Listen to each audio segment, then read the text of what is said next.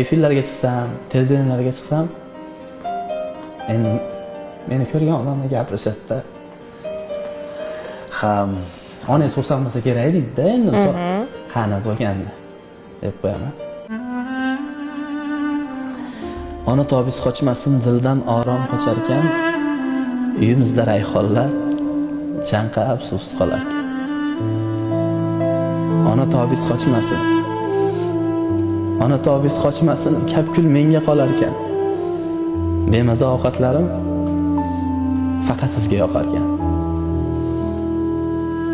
Ona tobis qochmasin, onajon tobis qochmasin, menga qiyin bo'lar ekan.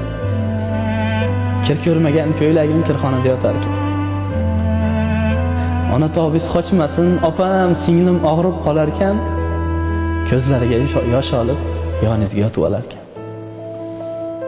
Ona tobis qochmasin, onajon tobis qochmasin, otam soqov bo'lar ekan. Siqilgandan sigaret ovqat bo'lib o'tar ekan.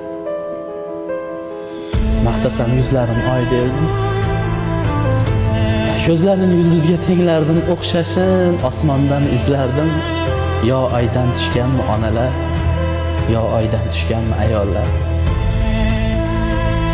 Gullar ham sochlar ayol deb, hislari sochlar ayol deb, dod erkaklar oslar ayol deb. Yo oydan tushganmi onalar, yo oydan tushganmi ayollar. Kimdir savol berdi, aytgin Muhammad, yolg'iz sen rasulsan butkul olamga dod. Kimga yaxshilik qilay?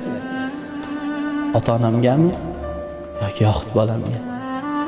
Rasul javob berdi. Tingla so'zimni birodar, so'zlarimni ikki bora quloqqa ilgin. Dunyoda imkon topolsang faqat ota-onangga yaxshilik qil. Faqat. Ona tobis qochmasin. Ona tobis qochmasin, onajon tobis qochmasin, menga qiyin bo'lar ekan. Kir ko'rmagan ko'ylaklarim kirxonada yotar ekan. Ona tobis qochmasin, dushmanlarim kular ekan. Sizga bergan dardni Allohim menga bersa bo'lar.